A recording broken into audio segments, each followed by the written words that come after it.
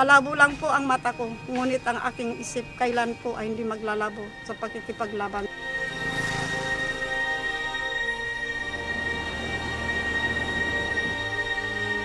Kailangan natin ang bakal, pero higit sa lahat, mas kailangan natin ang bigas.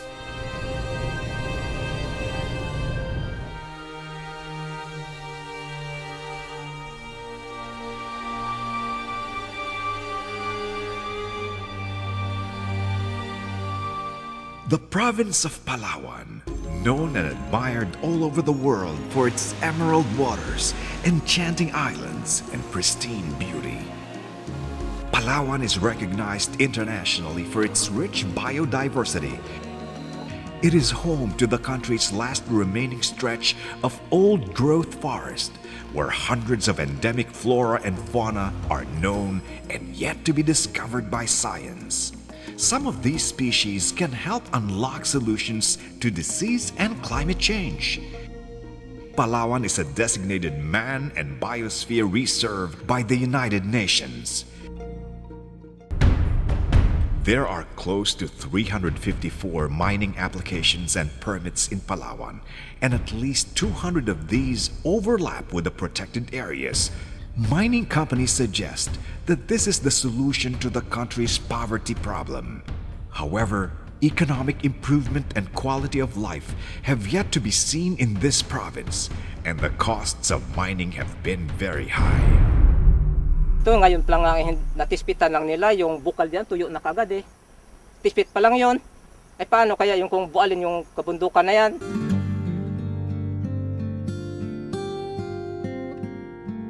Yung dati po, nung 1990 binuksan ko, ganun po ang taas ng palay, short variety po. Ngayon po na dumating sa punto nang nagkaroon ng kalsada dyan sa bundok, ganito na lang po. Hanggang sa nagbunga ng ganito ka haba na lang ang uhay niya. Kaya sabi ko, epekto na rin po ng laterite. Sabi ko, kaya ako parang kaming mga magsasaka parang tinatamad na magsaka. Sirang-sira na po ang aming basakan. Ang basakan po namin, dati nag-aani kami ng 110 sacks per hektar. Ngayon po nag-aani na lang kami ng halos wala na pong 50. Dati ito noon, mabilis maglaki yung bangos at saka yung yung sugpo. Nung nabuta ng baha, nagtaka kami bakit yung sugpo, yung hipon ba, parang 7 buwan na ganito palang kalalaki. Hindi na naglaki. Ewan ko kung anong nangyari. Sabi nila laterite, magreklamo daw. Sabi ko, saan kami magreklamo? At saka anong pwede namin, hindi namin maintindihan kung paano hanggang ngayon. Ewan ko. Sa dami ng minahan sa buong Pilipinas, wala namang nagyaman, wala naman pong gumanda ang buhay kung hindi iniwan ng mga dambuhalang pagmimina o kaya mga malalaking kumpanya. Pag may bagyo, may baha, hindi po yung mayayaman ang nasa salanta, kami pong mga hirap. Sa mina, sino ang yumayaman? Ang mayaman. Ha? At ang isa pang masakit para sa akin ay yung para bagang ipinamimigay ng ating pamahalaan, I'm sorry to say it, na ang ating pamahalaan mismo ang idinudul out nila, ang ating natural resources sa foreigner. Isang bagay na masakit, napakasakit. So ang presensya ng minahan dito sa Palawan, siya yung naglikha ng kaguluhan sa buong probinsya. Pinagumpog-umpog kami mga katutubo. Sinuhula ng iba naming mga leader, kasama ang aming mga halal na mga opisyal. Ang gagawin nila sa mga kapwa namin, imbes na kapwa namin ang mga ayaw sana yun, susuhulan nila eh. Bigyan nila sardinas, bigyan ng bigas, bigyan 300, pakainin pa sila kung saan, ibiyahin pa sila kung saan. Sino ba hindi maasar sa mga minero na yan? This was actually Jerry's dream, no? Not to have any mining in Palawan. The gorgeous, magnificent place where he was born, there are 79 mining applications. It was actually Jerry who got me into anti-mining because I had no idea. He took me on a chopper and he flew me and showed me the mining sites. And his very fervent and passionate dream was to stop the rape of the land where he was born. Hindi natin kailangang sirain ang kalikasan para ito ay pakinabangan. Ang kailangan lang natin ay pangalagaan ito upang maanyayahan natin ang mga bisita natin at nang makita nila ang likas na ganda ng ating kalikasan para magkaroon ng oportunidad ang ating mga kababayan. Sinasabi nga natin, kung may pakinabang, may pakialam. And actually, the realization of that dream has reverberations not only in this country but all over the world. That if we fulfill his dream of keeping Palawan safe and free and from rapacious economic strategies, this brooks well not only for the country but I think even for the world. Pag pinayagan po lahat ng minahan, matutunaw ang Palawan. We will dissolve Palawan. Okay? We will remove Palawan the map almost literally. He died fighting for the resources which is rightfully Palawan. We are going to put all stops to make sure his dreams come true. The Save Palawan movement is hoping to keep Doc Jerry's dream alive. Ang pangunahing dahilan kung bakit talaga kailangan na pagbawalan ang pagmimina sa Palawan ay unang-una dahil doon sa kakaibang katangian ng Palawan bilang biodiversity area, last frontier, dahil mayabong pa ang samut-saring buhay sa probinsya ng Palawan. Ang lugar na ito ay lubos naming pinoprotektahan dahil kapag ito ay napabayaan at nasira ng dahil sa pagmimina, malaking kawalan sa amin sapagkat ito ay ang kanilang pinagkukunan ng kanilang inumin, ang kanilang pinaliliguan. Dito na rin sila naglalaban ng kanilang mga damit. Pangalawang dahilan, maraming batas na sumasaklaw sa Palawan na pinapangalagaan ng kapaligiran at samut-saring buhay ng Palawan na hindi mo pwedeng payagan ng pagmimina.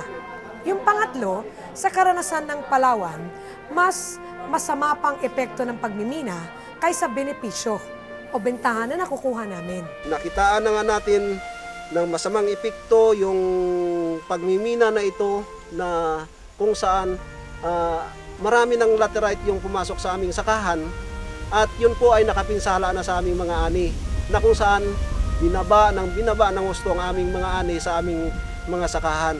Plus, it's also important to take into account yung weak enforcement, no? And weak governance. Pagdating po sa pakikipaglaban namin sa mina, pagaling po sa public hearing po, panalo po kami, bagamat ang didismaya po namin kung bakit po napapayagan pa rin magmina dito sa amin. Ayon sa batas ng pagmimina, dapat kinakausap ang mga mamamayan na pangunahing apektado. Kami po yun. Nilagpasan po kami.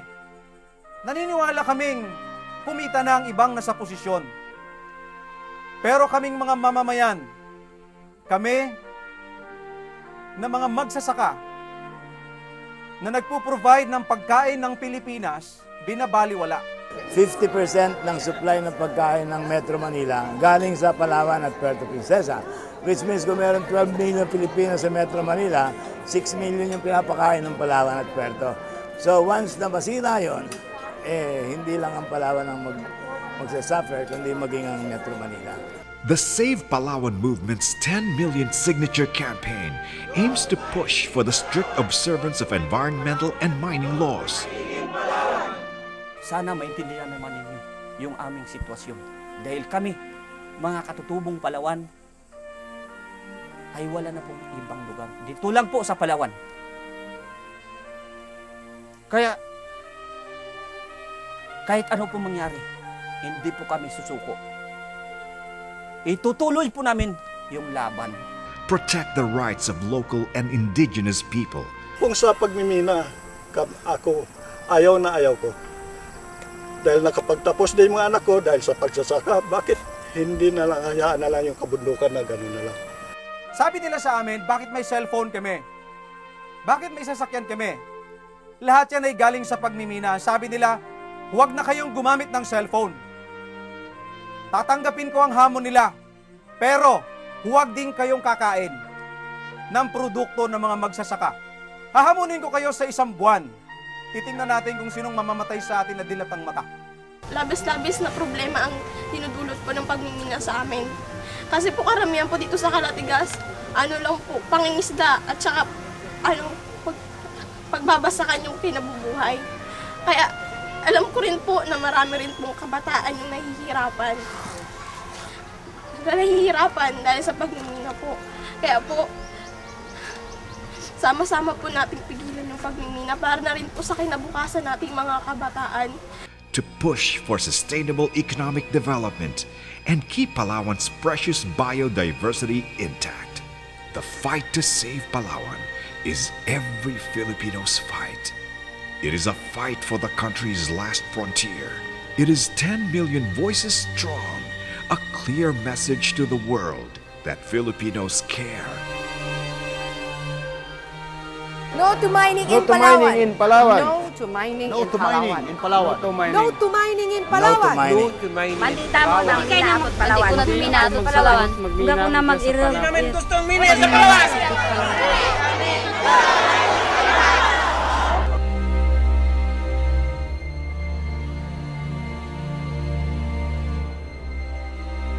The time to act is now.